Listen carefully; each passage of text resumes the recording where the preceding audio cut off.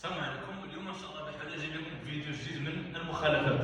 هنا غنجيو مخالفات السرعه. عندنا اقصى سرعه داخل المدينه، اقصى سرعه داخل المدينه، يعني داخل المدينه كنمشيو فيها 60، واقصى سرعه خارج المدينه في الطريق الوطني والطريق السريع كنمشيو ب 100 كم في الساعه، واقصى سرعه في الطريق السيار اللي هي روتورود كنمشيو اقصى سرعه هي 120.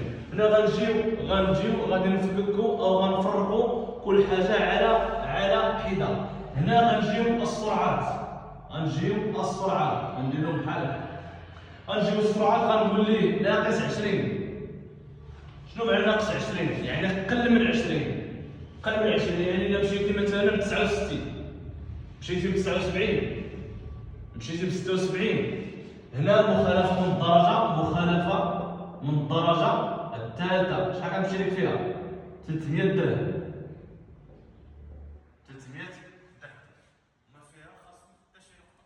هنا غنمشيو السير بالسرعه زائد 20، يعني الا مشيتي فوق 20، مشيتي فوق 20، هنا مخالفه من الدرجه الثانيه. شحال من نقطه كنمشي لك؟ جوج ديال النقاط، كيمشيو لك جوج ديال النقط. هنا الا مشيتي فوق 30، يعني مشيتي فوق 30، يعني مشيتي من 30 ل 49، من 30 ل 49، هنايا في هذه الحاله هذه زائد 30، مخالفه من الدرجه الاولى. هنا كيمشيو لك شحال من نقطه؟ 4 نقاط. مزيان، 4 ديال النقاط. والغرامه ديالها شحال؟ من 700 درهم ل 1400 درهم، يعني 700 درهم حتى ل 1400 درهم. الا مشيتي فوق 50، مشيتي ب 50 وفوق 50 وفوق 50 ما كتسمى لا مخالفه لا والو، كتسمى جنحه وكيمشيو لك فيها 6 ديال النقاط، يعني فوق 50 او زائد 50، ماشي غير فوق 50. من 50 لفوق كتسمى جنحه كيمشيو لك فيها شحال؟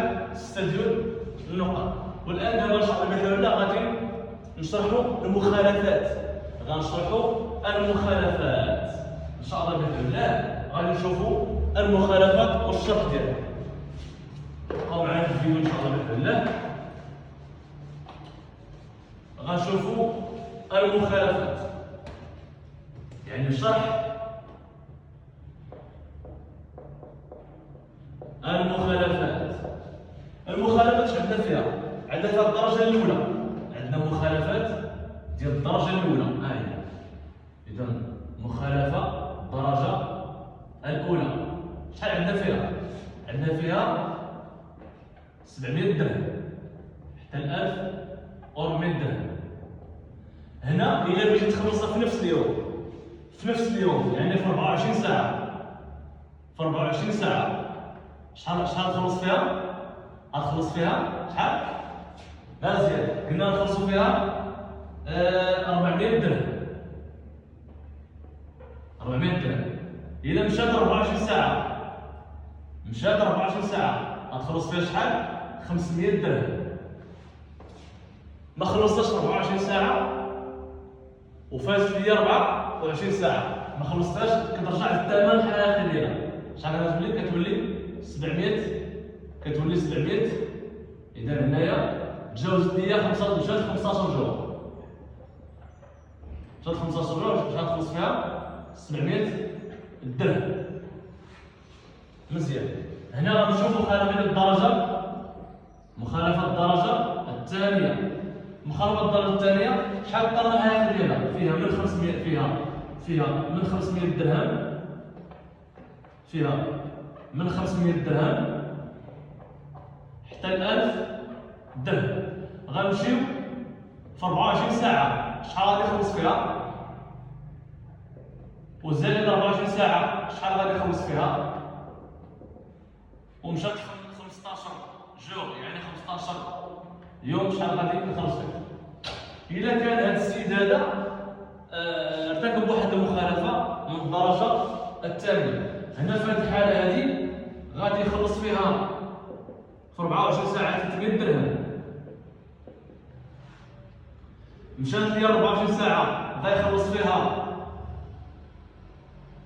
350 درهم، ما خلصهاش في 24 ساعة، يعني في نفس اليوم ما خلصهاش، خلاها حتى الغدا عاوتاني ما خلصهاش، مشات 15 يوم.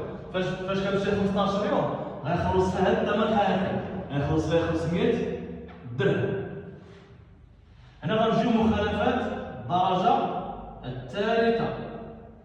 مخالفة الدرجة الثالثة فيها من 300 درهم حتى 600 درهم.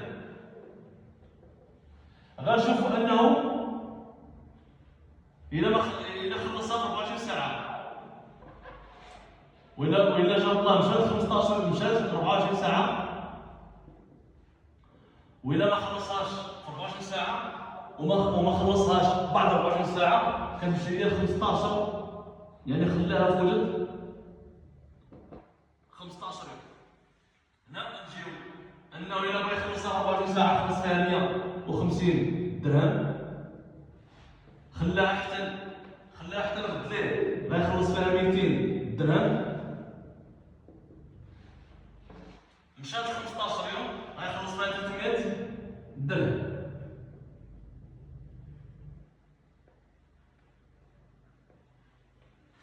مزيان.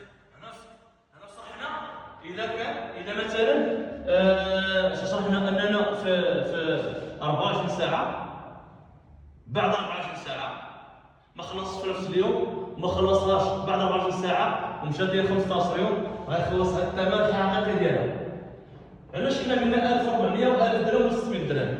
هنا في هذه الحاله هذه في حالات تكرار نفس المخالفه كتضاعف، يعني في حاله تكرار نفس المخالفه تضاعف، اذا تضاعف غادي يخلص فيها شحال؟ 600 درهم. اذا هنايا تضاعف غنخلص فيها شحال؟ غنخلص فيها 1400 درهم. هنا كتضاعف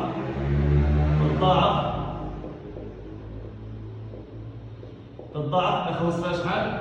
1000 درهم. هنا إلا عاودتي نفس المخالفة في نفس السنة، يعني نفس السنة عاودتيها، هنا هذه المخالفة كتضاعف. إلا ما خلصتيش هادشي كامل، رد البال مزيان، أنه إلا ما خلصتيش في 24 ساعة وما خلصتيش كذلك بعد 24 ساعة وما خلصتيش في 15 يوم، فات الشهر، هنا هذه الحالة هذه الدوسي كيتحول للمحكمة. هذا ما يخص شرح المخالفات، ونعاود لكم بشكل ملخص. هنا في هذه الحالة هذه عندنا واحد المخالفة كتبها واحد السايق، مثلا علامة قيف في هذه الحالة هذه، إذا كان هذا السائق هذا ما بغاش يخلص 700 درهم، عنده تخفيض إذا هذاك عمل محضر كينقص ليه ماشي كينقص ليه، وإنما قانون معطيني كيقول لك اودي هذا السيد هذا إلا بيخلص ديك المخالفة في نفس اليوم، إلا بيخلصها في نفس اليوم خاصو عنده تخفيض، يمكن ليه يخلص فيها 400 درهم، ما خلصش في نفس اليوم وخلاها حتى الغدا غيخلص فيها 500 درهم، ما خلصهاش في نفس اليوم وما خلصهاش في ظرف 15 يوم، دخلت ليا 15 يوم غيخلص فيها الثمن الحقيقي ديالها اللي هو 700 درهم. وكذلك جميع المخالفات تنطوي على هذا الشكل. الا ما خلصهاش في نفس اليوم، ما خلصهاش الغد ليه، كتمشي ليه الثمن الحقيقي ديالها. في حاله تكرار نفس المخالفه، هنا في هذه الحاله هذه الثمن غادي يتضاعف او غيضرب. علاش قلنا ولدي من 700 ل 1400. 700 هو الثمن الحقيقي، و1400 في حاله تكرار نفس المخالفه. هذا ما يخص شرح المخالفات. الى فيديو اخر ان شاء الله.